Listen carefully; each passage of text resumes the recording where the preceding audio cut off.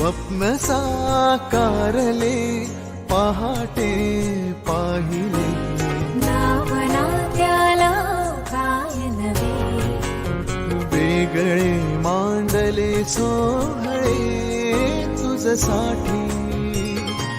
हो हो मिळावे तुझे तुला आस ही ओठी, कोणी कुठे बांधल्या रेशीम गाठी, जुळून येती रेशीम गाठी, आपुल्या रेशीम गाठी, जुळून येती रेशीम गाठी, आपुल्या रेशीम गाठी. रेशीम गाठी.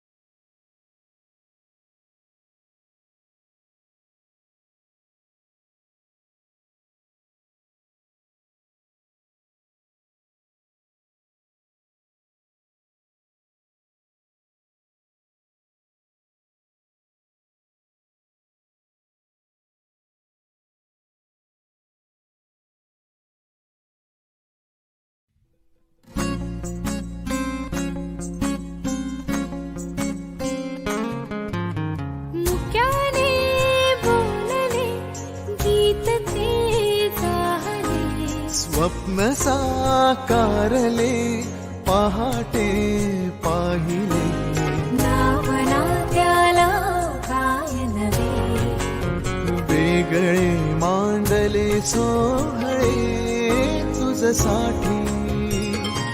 हो हो मिळावे तुझे तुला आस ही ओठी, कोणी कुठे बांधल्या रेशीम गाठी, जुळून येती रेशीम गाठी, आपुल्या रेशीम गाठी, जुळून येती रेशीम गाठी, आपुल्या रेशीम गाठी.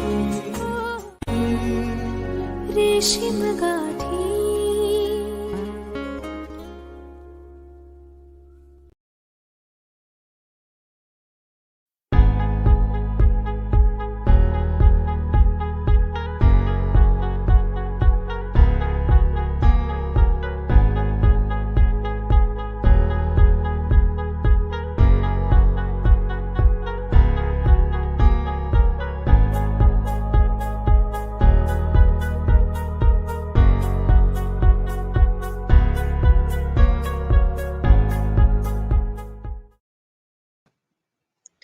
नमस्कार मंडळी, मी विद्या जोशी, बृहन महाराष्ट्र मंडळ अध्यक्षा, लेखक तुमच्या भेटीलाच्या एप्रिलच्या एपिसोडला तुमचं सर्वांचं मनपूर्वक स्वागत करते.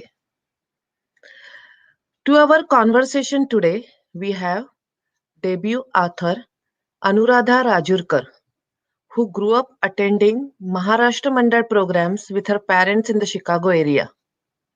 She is the author of American Betiya, a young adult contemporary novel which was just published with Noof and Penguin Random House this past recently, March of 2021. While American Betiya was still in the manuscript form, it won the National Society of Children's Book Writers Award and was also recently chosen as their Equity and Inclusion Book Club's April pick. American Betiya is the story of Marathi American main character Rani, who finds herself navigating first love, her first generation immigrants' family's boundaries, and the complication of an interracial relationship. Anuradha is here to talk to us about power of story, the importance of literature that features underrepresented communities, and finding your voice. So it's our immense pleasure and honor to host Anuradha Rajurkar on BMM's show लेखक तुमच्या भेटीला. Welcome Anuradha. Hi, Hi. Vidya. Hi, good Vidya. morning. Good morning. It's so nice to be here. What an honor. And thank you for that wonderful introduction. It means a lot to me. The Marathi families in the Chicago area truly helped raise me and were such an important part of my growing up years and my development, really. And I also met my soulmate at the BMM convention in Baltimore back in 1993, which sounds like a long time ago now. But we happened to go to the same college, but we met actually at the BMM convention at that time. And so this organization means a lot to me, and speaking with you here means a lot to me. So thank you for having me. That's so interesting, because we have just launched our new initiative, Reshim Gathi, like a BMM matrimonial site. And I think you can give us a testimonial. I know you sure you don't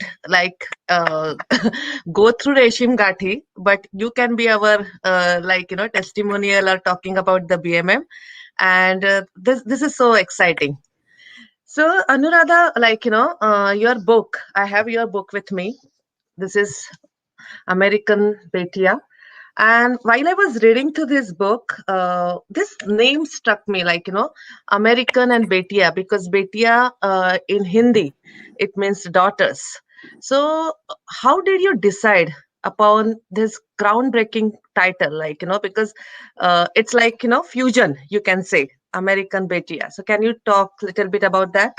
Absolutely. I really hoped for a title that would reflect the duality of Rani that exists within her. She's born and raised in America, but her parents were born and raised in India. And, so the American obviously would refer to her longing for freedom and independence and artistry and first love, things that she feels are kind of in opposition in a way to what sort of her parents are hoping for her. And then of course, Betia is one of those words that is so dear to my heart. So many of me and my friends were called Betia growing up. And so to have that in the title would just have felt so meaningful. That was before we decided on the title. So I pitched the title to my editor, first of all, my writing group, and they loved it. And then I pitched it to the agent and he loved it. And then the biggest thing is, with the editor, they're the ones who are, they're part of a publishing house, and it's risky to have a non-English word in the title of a book. And I was surprised that she says, she said I love it. And, if we can't put a non-English title word in the title of a book, then what are we even doing? I thought that was a really amazing and thoughtful way of thinking about these stories. And the titles are important, so you're trying to say a lot with that title. And so I was really happy to see that duality front and center in the title there. No, I totally agree, because the title, the word speaks a lot, American Betia. And Betia is, as you said, it's close to the heart. You must have heard that word. So can you little bit tell me about your profession, Anuradha, what you are working as and what is your profession?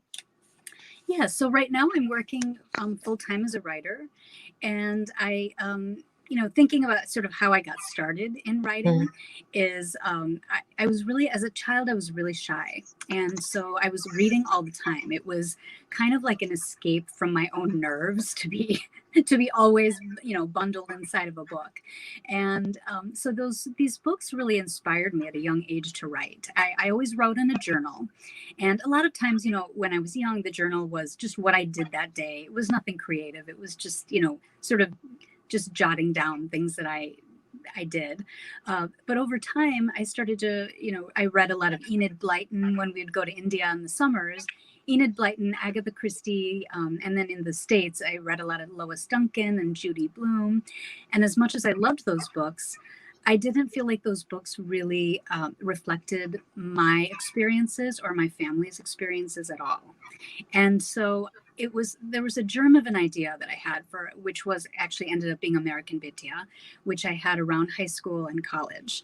And I thought that one day I'm going to write this book. I went to Northwestern University. I majored for 2 years in journalism. My father, when I told my parents, I really want to be a creative writer, my dad thought, okay, maybe journalism. Why don't you try the journalism school? Understandably, it's no parent really wants to hear that their kid wants to become a creative writer. It's not the most practical degree. So I majored for 2 years in journalism, and it wasn't quite the kind of writing that I wanted to do. So I switched to sociology because there was a lot of writing involved, and it was a lot of reading about societal issues that felt really important to me and, interested and intrigued me. So I switched to there. I did a lot of writing, and I ended up getting my master's in education at Northwestern again, and became a teacher. And it wasn't actually until I left teaching to raise my kids full time that I finally returned to my idea of writing that story that had been sort of like knocking on the door of my heart, I guess you could say, for many years. And so I wrote it just as a short story. It was called Beginnings, and it ended up actually being a true beginning because I ended up, meeting somebody who is a writer, and she invited me to her writing group. And the writing group, and she in particular, her name is Lauren Fox, and she's now a best-selling author. At the time, I don't think she'd even written her first book, and now she's written 4 books. But at the time, she read the short story, and she said, I think that this is something that could be fleshed out into a novel, and I think you should do it. And it was so nice to get that permission for finally, I kind of needed somebody else to say, do this. And so I continued to kind of write this book over the course of raising my 2 kids and teaching. And I did go back to teaching, by the way, after raising the kid, when they were about 10 and 9. And so it wasn't when it became published, when it was clear that it would be published, then I left teaching just as like a leave of absence so that I could, work on the story and meet my deadlines. And it's been a really huge dream to be able to do this and, tell the stories that I've always felt were important to tell, and for, our youth, and for people who look like us, and even people who share different backgrounds. I'm getting now some feedback from young people saying I felt really seen in some of the things that happened in the story. And so that's been a really lovely moment to realize that these stories matter, not just personally, but to so many of us. No, that's great. And see, Anu, I can call you Anu, right? That Yes, should be of fine. course. Yeah, thank you. So basically, as you said correctly, for our why I ask you this question, because writing is something like we don't like. For us, the main career lines are like engineering, medical, lawyer, and when it comes to the writing, like creative writing, then it's something like we or like the Indian or the Asian families, you can say, okay, like, okay, you are doing writing, okay, like, our response will be like that, right? So being graduated from Northwestern University and then pursuing this profession, like, that's really incredible. And that reminds me my conversation with my younger daughter. The other day, now she's in the freshman, Nikwa. So on the other day, I said, did you decide on anything what you want to become? And she said, oh, you started, mom, again. I'm like, I'm still deciding. I want to do something creative. And my answer was there, creative? No, but you should get good money. So then her instant answer was, you want me to become happy or you want me to earn money? So I said, I want you to become happy earning money. So and it's a really important issue, actually. I mean, we can make fun of, first generation immigrants for thinking that way. But on the other hand, and the writing of this book actually helped me really deeply understand that more. There's an issue of survival. You come to this country and you just want the best for your kids. You want your kids to be able to have a good life. And art, while it is important on many levels, it's also just from the practical standpoint, we don't have lots and lots of generations prior who are here as a fallback, as a safety net. There's no one to help us financially if things go awry.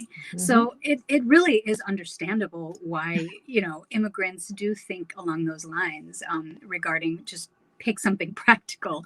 But there's actually, that's a theme in the story. Ronnie actually loves, she wants to become a pediatrician, so her parents are happy with her about that.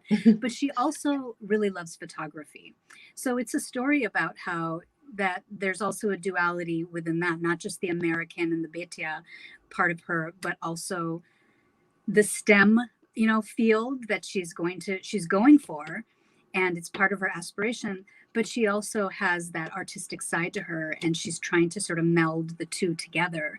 And so how does that go for her? So that is touched upon in the story as well. I do believe that you can have both on some level. You can have, choose something practical. All my friends who are in STEM fields now as a full adult, my STEM field friends also are very creative people. So I wanted to express that in the story as well, that even though it seems like you have to choose, you can on some level have both things in your life. Yeah, sure.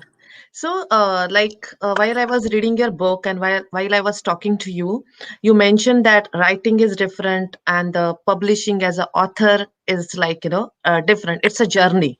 So, can you tell us a little bit about that journey? Absolutely. Yeah. So I wrote it very slowly over the years that I was raising kids and teaching. It started in 2006. That's when I wrote that short story. And the first draft of the full novel was done in 2016. So it took me a full 10 years to write little by little this story. I didn't really concern myself with conventions, which maybe I should have, because it ended up being sort of a double length book. For YA, it should be about 85,000 words, and I ended up with about 166,000 words. So it was literally double length. And I thought, when I finally realized that, I'm like, oh my gosh, I have to actually cut out half of this book now, which was not pleasant. But I had a really wonderful critique partner. I had my writing group. I had a critique partner who sort of helped me decide, what are the unnecessary things in this book? There was an unnecessary subplot. Ronnie's best friend, her name is Kate. And there was this entire subplot about Kate and her parents divorcing. And she's a really fun character, a very funny character. So I wanted to tell a lot more about her, but it just was making the book really long. So I had to remove that, even though it was kind of painful. I removed that section. And I also, just streamlined. I streamlined a lot of the language. And there were some scenes with Ronnie's Aji that I loved that I had to remove. So, and I just put it into a deleted scenes file. Like, I just thought, I'm not really removing it. I'm just putting it into this file. So that made it a little easier. But in the end, then it came down to the correct, length. And I was able at that point to start sending it out to agents. You really need to, nowadays, to be represented by an agent if you'd like to publish traditionally. So I started sending it out to agents, and I also sent it out to awards. And around the time that I was waiting to hear back from some agents, I learned that it won the Emerging Voices Award through SCBWI, which you had mentioned. So that was actually, after that happened, things happened really quickly. I was able to reach out to the agents and say, hey, by the way, this book, just won this award. And so then there was a lot more interest and people responding quickly. And I got 3 offers of representation from literary agents. And I chose Alex Slater, who is with kind of one of the largest publishing agencies in America. So that was really lucky. And he seemed to really believe in the story and believe in my work and my career as a writer. So that was exciting. And then 2 months later, we sold it to Knopf, Penguin Random House, which is kind of like my dream publishing house. Knopf they represent people like Jhumpa Lahiri and Alice Munro. And I mean, just some of my most favorite authors are represented by Knopf. So that was a dream. And I was with an editor who I really love. Her name is Catherine Harrison. And she was the one who said, yes, go forward with Betia in the title. So I was really lucky.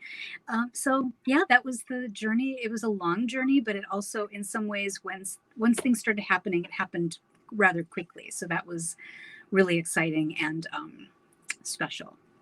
Yeah, it seems like a long journey. It's like, connecting all the beds to each other and then getting there. Exactly. Yeah. So, like, I think because I interviewed last time one of the author from the first generation, so you are also from one of the first books from the life of the, like, Indo-American family, Indian American family, and which is published in America. So, again, this word Rani means queen. Like, that's like, while I was reading the book, how it resembles to your life, because you are also grown in Evanston, outside the Chicago. So, how you feel, like, how you see yourself in that Rani, and how it resembles to your life. Yeah, Rani in some ways is someone who is so much more comfortable in her skin than I was. She has such strong ambitions, to become a pediatrician. Her aunt, Lalita Mami in Pune, is a pediatrician. And so she followed Lalita Mami on her rounds and, learned a lot about medicine and decided from an early age she wanted to become a doctor as well. So and she loves photography and she's sort of just like going for it, and she's falling in love and going for that too, even though her parents forbid her to date. And like, I think I was more reticent than I was. I mean, I was much more unsure of myself. So that was kind of fun to write a character like Rani who seemed to embrace some of those aspects of herself more readily than I did. That being said, I mean, Rani grew up in Evanston. I grew up in Evanston. I find there's so much that you're sort of inventing when you're writing fiction that it was nice to not have to invent something like the setting. So for me, just being able to go by my memories of what Evanston is like and what Pune is like was really freeing. It was like, okay, I don't have to like come up with something, very different here. I just have to go by my memory. So from a setting standpoint, it was nice to write just what I knew. But yeah, and in terms of like just some of the struggles that Rani goes through, she grows up in Evanston as well, and Evanston is kind of considered like a neoliberal city, where the kind of racism that we experience in our cities, people tend to think, oh, you don't really experience racism in cities, but you do. It just takes kind of more subtle forms.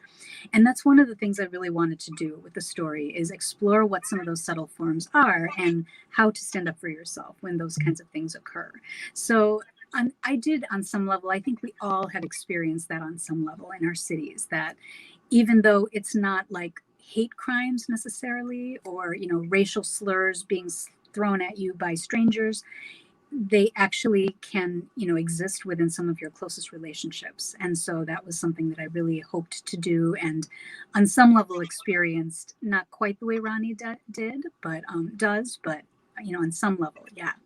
And the other thing is the book mentions a lot of Hindu holidays that I've, grew up with. Of course, pujas and, just general pujas, and then Diwali and Vasant Pancham. And there were a lot of gatherings within the Marathi communities, our family gatherings on the weekends. That's very much a part of Rani's life. So that was really fun to write about because I had such good memories of that.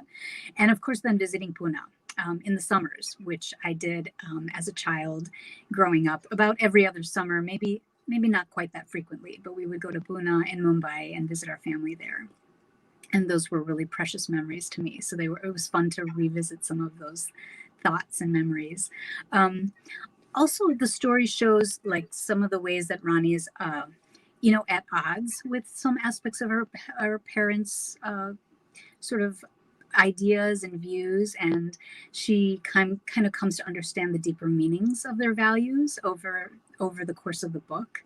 And so and sort of like an understanding of how hard they work to uphold their culture, after immigrating to this country. So the writing was kind of fun again to delve into some of those topics and understand through the course of the writing. I myself came to understand my parents' plights and sort of some of the heroic things they did as well, just moving here and creating a family out of friends and, creating such a tight-knit community for us for my sister and I growing up was really kind of an amazing and inspiring thing to recognize through the process of my writing. And finally, I would say that I found my voice really well after college. Like I said, I mean, it wasn't until I was raising children and had already chosen teaching as a career that I started to find my voice in the form of writing. And whereas Ronnie sort of finds her voice a little bit earlier, she finds it in college, and she is, like I said, sort of takes life by the lapels and goes for things and isn't as nervous about things. And so I think that the fact that she finds her voice so much earlier than I did is inspiring, and I hope inspires young readers as well. Yeah, maybe what, you must be feeling in your mind, I'm just guessing, that you could have found that voice little earlier. So that resemble in your character, that Rani is finding the voice little slightly earlier than what you found your voice. And I think totally you are resembling that character, all the minute details you are giving. So as we are talking, I heard the words like Lalita Mami, Aji. So this is intergenerational, family relationship. I can sense it, it's Mami, Aji, so different generation.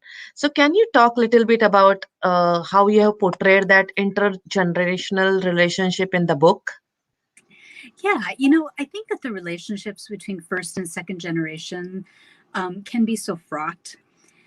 The first generation wants to share with their second generation kids the Indian values, and while second generation maybe seek, a sense of belonging in America, and they're exploring their American identity as well as their Indian identity in ways that can create some conflict. And so I do feel as though our relationships with our grandparents can sometimes be a lot less complex and a lot more kind of pure in their simplicity. And so I wanted to show how Rani could find access to elements of her culture through her grandparents and through her aunt who lives in India and cousins who are there as well. And so I feel like there are so many parameters that are set by parents for their children, understandably. And whereas those parameters aren't necessarily there when it comes to grandparents, they just love their grandkids, And so that was a really fun thing for me to lean into when I was writing these characters. And I wanted to show how close, her love for her Aji and Azoba, despite the fact that they live so far away, it really impacts her sense of self and her sense of belonging, even in a different country. She has a really strong sense of herself, especially by the end of the book. She accesses that aspect that she learned, primarily through grandparents and those intergenerational connections. Yeah. See, when you're saying about the grandparents, we say for grandparents, the grandkids are like Dudhavarchi Sai, very Yes. affectionate and very closely, and it's a selfless love, it's they love them so much, and I can vouch for that. It's it's beyond I cannot express in the words.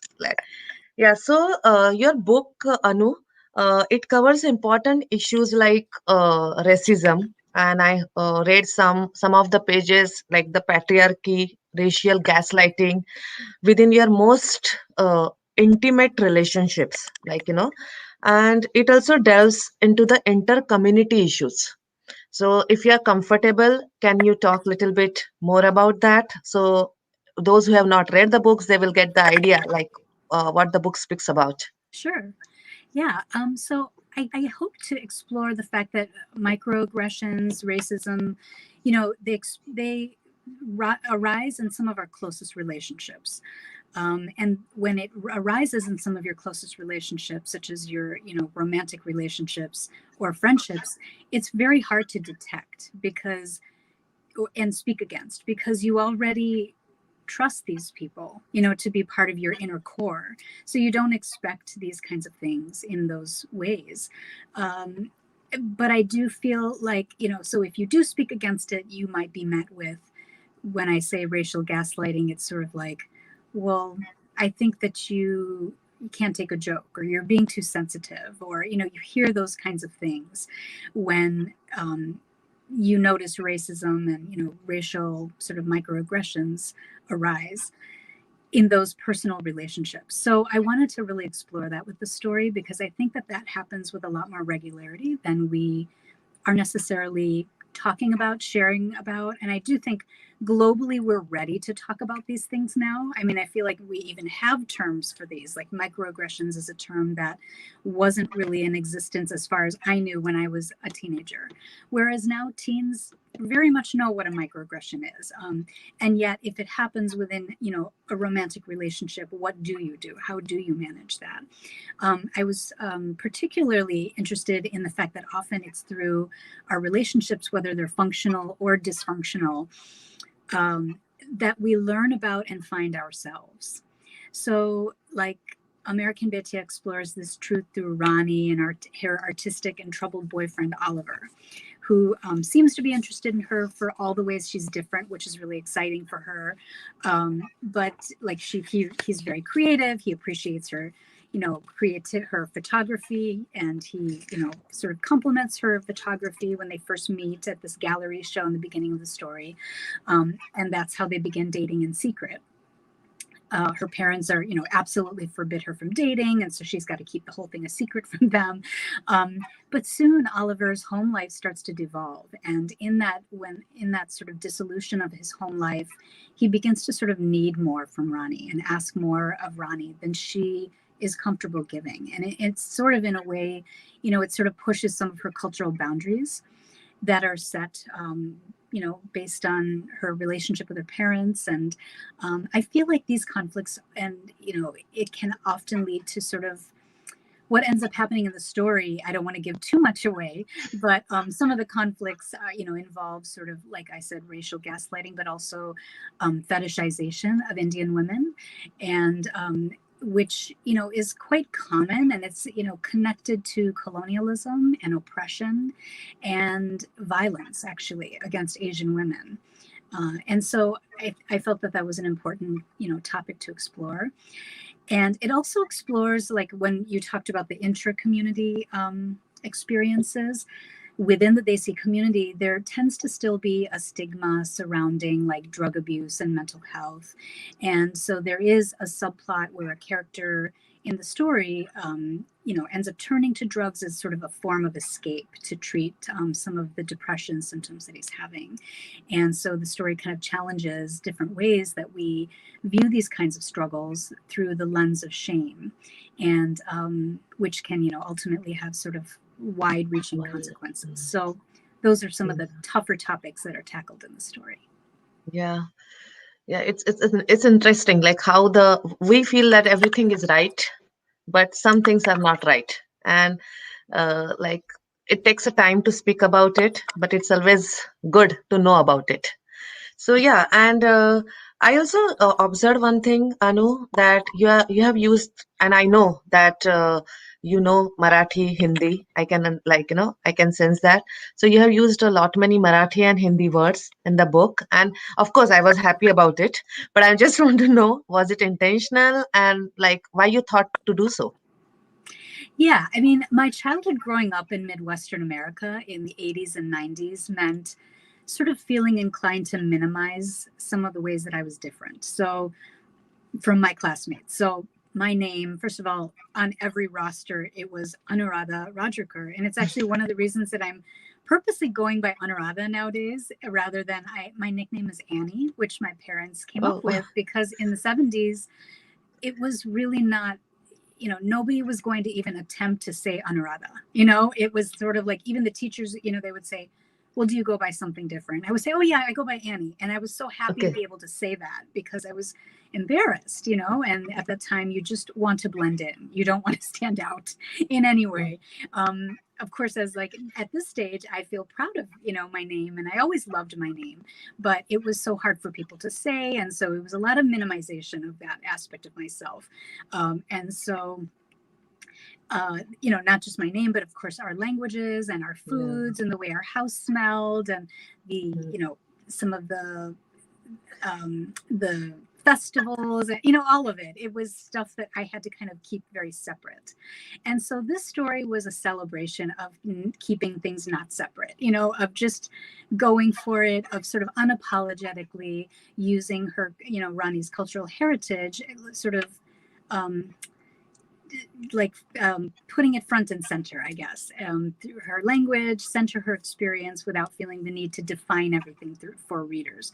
So no italicized words of Indian, Marathi or Hindi words, no glossary, it's like with Google now, if a reader is reading and they don't know what a word means, I made sure that I used words that would be pretty easy to look up. There are some Marathi words that one example was Gaitarits kai, Gaitari kai, and so I looked that and I was like, you know what, I can't even find that on Google. Like nobody's going to know what that is. And so I left that one out. I said, okay, I won't include that, but it was actually a really freeing thing to be able to do, is just to use our language. And it's not constantly, but throughout the story, it's woven in our language, which I thought was important. No, and this is so interesting. Like, again, I interviewed the Supriya the last time, and now I'm interviewing you. I can see somewhat like, similar thought processing in all first generation. And as you said, like now you are making sure that it's Anuradha. And I never thought, like, I also went through that easy way because my elder daughter's name is Samruddhi, so which is very hard to pronounce, Samruddhi. So automatically she became Sam in the school, like, and she says, like, but now I can understand the, like, not exactly the logic, I will say, but the thought processing behind that she maybe when she started the school, she didn't want to stand out, like, and she wanted to get accommodated, but something must be going in her mind too, like she loves her name, but Sam, like she immediately says, oh, you can call me Sam. But this is a different type of thought processing kids must be going, and they never express to us. See, while I'm talking to you, I'm understanding and I'm getting the sense that, like, kids are also trying to adjust so much with this culture and with the country, like, and of course now they are comfortable, they love everything, but that process must be difficult for them, because I'm sure, like, whoever is watching this show, none of their kids have shown anything at home that what they must be facing in the school. They always say, okay, I will manage, don't worry, I will manage, don't worry.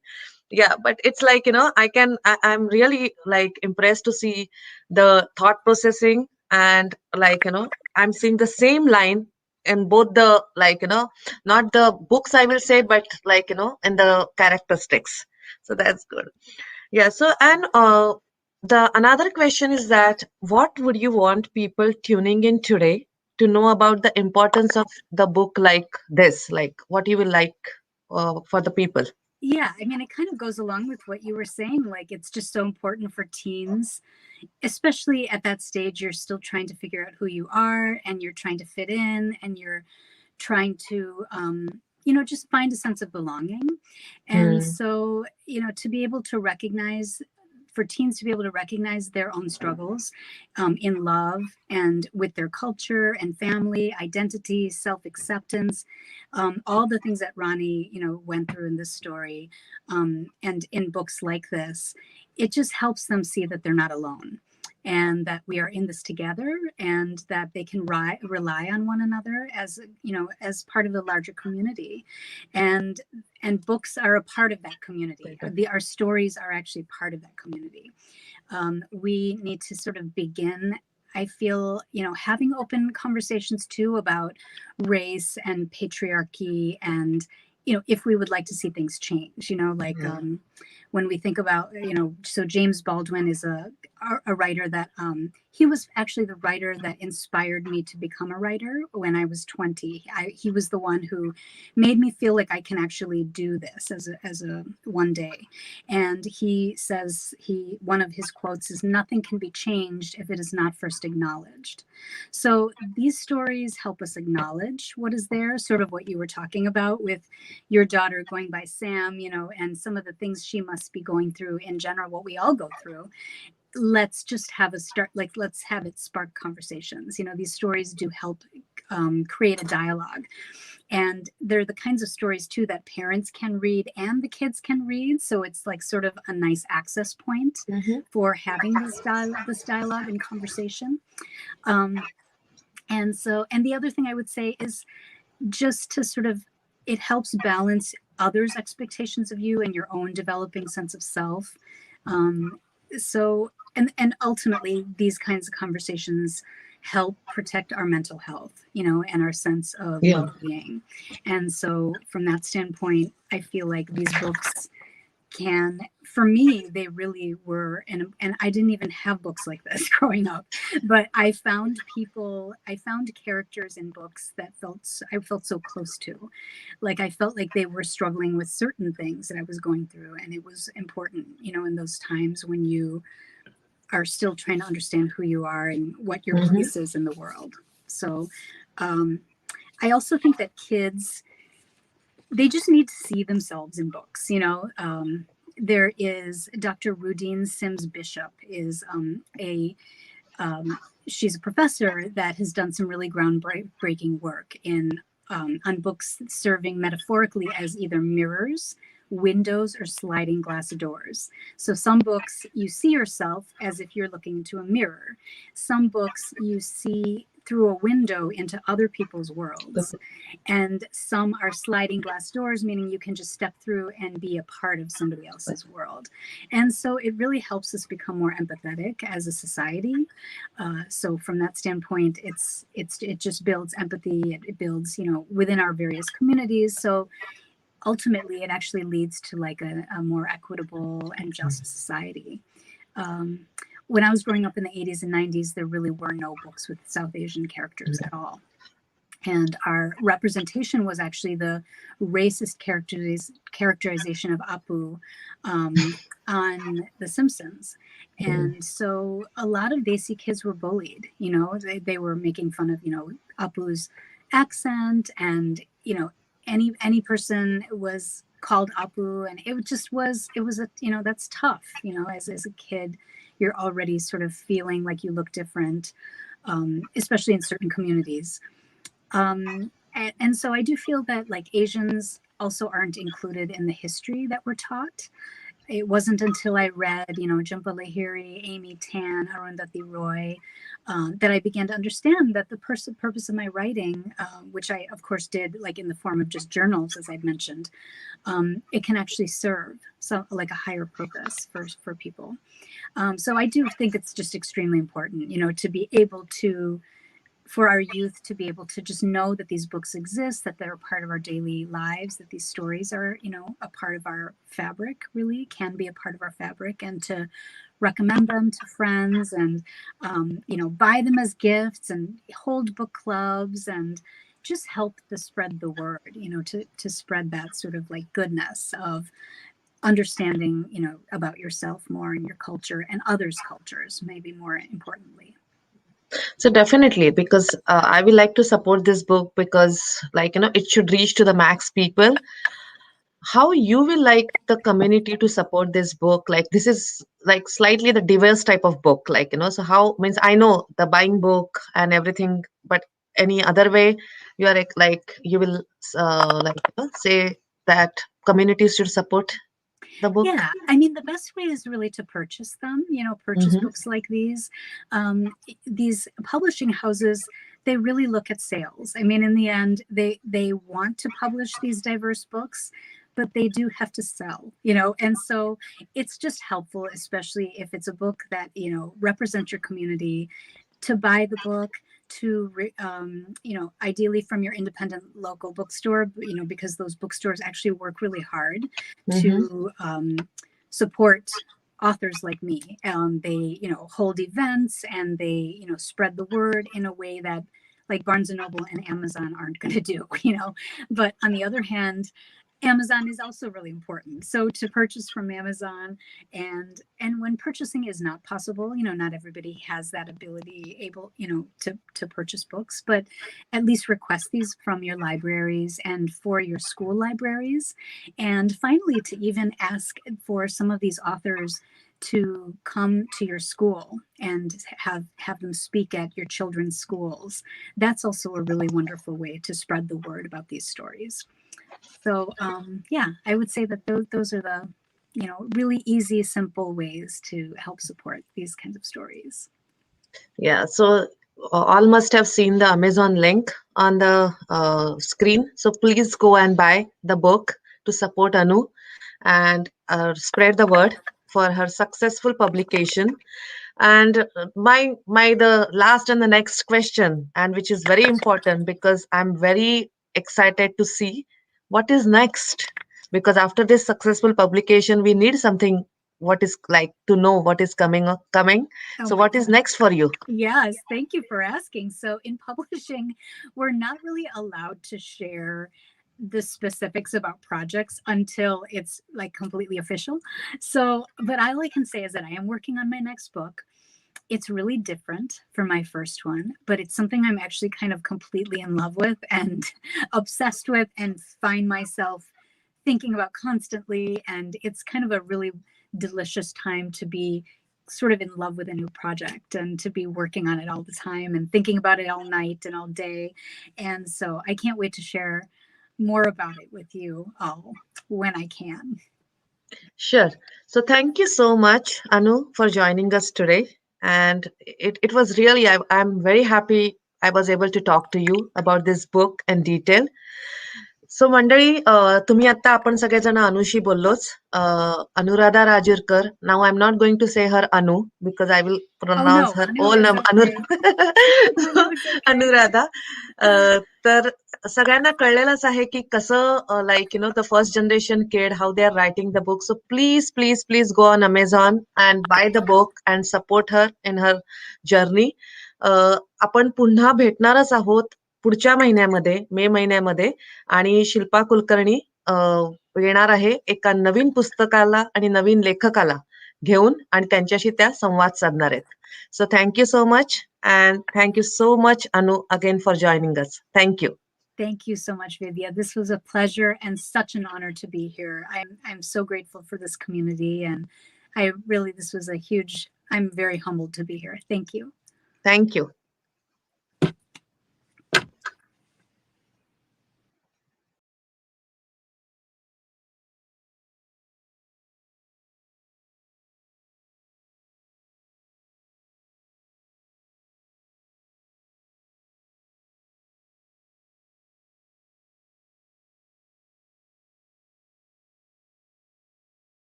मुक्याने बोलले गीत ते जाहले, स्वप्न साकारले पहाटे पाहिले, नावना त्याला काय नवे, वेगळे मांडले सोहळे तुझसाठी.